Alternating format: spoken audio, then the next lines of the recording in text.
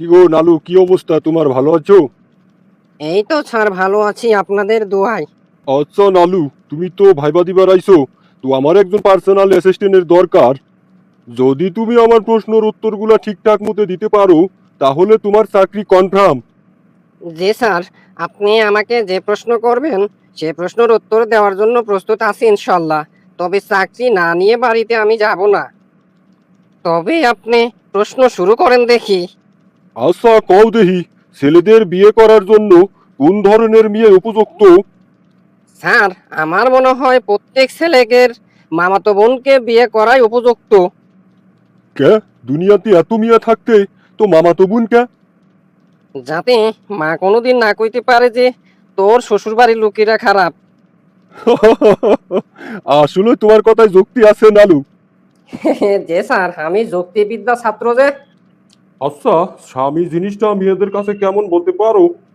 Sir, স্বামী জিনিসটা এমন, যেমন ধরেন বেশিক্ষণ বাড়িতে থাকলেও ভালো লাগে না, স্বামী আবার বেশিক্ষণ বাহিরে থাকলেও ভালো লাগে না, এই আর কি। হ্যাঁ, তাহলে ভালো লাগে কি তাদের একটু কইতে পারো? স্যার, তাদের ভালো লাগে এই যেমন ধরেন লোডশেডিং এর মতো বারবার ঘন যাওয়া আসা করে, তাহলেই তাদের কাছে খুবই বেশি বেশি ভালো লাগে স্যার। হ্যাঁ, আচ্ছা নানু, তুমি এত তথ্য জানো কি করে? তুমি কি বিয়া শাদী করছো নাকি? শুধু বিয়া খালি একটা নয়, 4-5টা বিয়া করছি। কিন্তু দুঃখের বিষয় একটাই স্যার, একটা বউ আমার টিকেনি। কে? এর কারণ কি নানু? প্রথম বিয়ে করলাম আমি 1.5 লক্ষ টাকা খরচ করে, তবুও সে আমার ঘর করলো না। পরে আমাকে ডিভোর্স দিয়ে চলে গেল। তারপর দ্বিতীয় বউ কেন চলে গেল? তাও জানি না স্যার, বললো যে আমি ঘর করব না। তারপরে 50,000 টাকা দিয়ে বারান্দা করে দিলাম, তাও ঘর করলো না। জানি না, সবই আমার কপাল। হ্যাঁ, এত দেখি আজব লোক, তাও ঘর করলো না। না স্যার, পরে আর ঘরও করলো না, বারান্দাও আর করলো না। যাওয়ার সময় বলে গেল, তুমি ঘরে বসে বসে সাদা মূলো চাষ করো। তোমার কথা শুনে কষ্ট লাগতেছে। তারপরেও কিন্তু একটা মজার ব্যাপার হলো কি, হাসি আমার বেশি পাইতেছে। স্যার হাসেন হাসেন, হাসলে পারে মন ভালো থাকে। হুম। আচ্ছা নালু, আমি একটা জিনিস বুঝলাম না। হ্যাঁ স্যার, কিছু বুঝলেন না কেন? পরপর দুটো বউ যখন চলে গেল, তারপরেও তুমি কেন আবার বিয়ে করলে? এই জিনিসটা আমার মাথায় ঢুকছে না। সম্পদ বাড়ানোর জন্য স্যার। হ্যাঁ, কও কি তুমি? তোমার তো আরো সম্পদ নষ্ট হয়ে যাওয়ার কথা, তা বাড়লো কি করে? হ্যাঁ, প্রথম বিয়ে করছিলাম, শ্বশুর বাড়ি থেকে যৌতুক হিসেবে 1 লাখ টাকা দিয়েছিল। তারপর ওই টাকা দিয়ে আমি একটা গরু কিনছিলাম।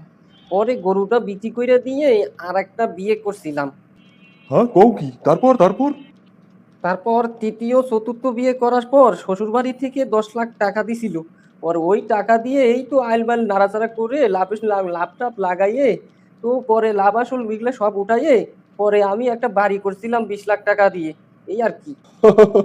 তুমি তো দেখি বিয়ের নামে মার্কেটিং শুরু করে দিয়েছো, ভালো আইডিয়া। এখন স্যার পঞ্চম নাম্বার বিয়ের জন্য আমি একটা চাকরি খুঁজতেছিলাম স্যার। ও, সবই তো শুনলাম তোমার কথা, সবই ঠিক আছে, কিন্তু অনেক চিন্তা ভাবনা করে দেখলাম, যাও তোমার চাকরি কালকের থেকে কনফার্ম, তুমি তো অনেক চাপে আছো। আমিও ওই জ্বালা কিছু বুঝি। অশেষ ধন্যবাদ স্যার, আপনি আমার 6 নাম্বার সিরিয়ালের বিয়েটা ফালা দেওয়ার জন্য। হ্যাঁ, কয় কি নালু কি তাহলে বিয়ের গোডাউন খুলে দি? দর্শক বন্ধুরা, এতক্ষণ আমাদের ভিডিওটি দেখার জন্য অসংখ্য ধন্যবাদ। আপনারা চ্যানেলটি সাবস্ক্রাইব করে পাশেই থাকবেন এবং আপনাদের মতামত কমেন্টে জানাবেন। এরকম নতুন নতুন আরো ভিডিও পাবেন এবং আপনারা কোন রিলেটেড ভিডিও চান অবশ্যই কিন্তু কমেন্টে জানাতে ভুলবেন না। ধন্যবাদ।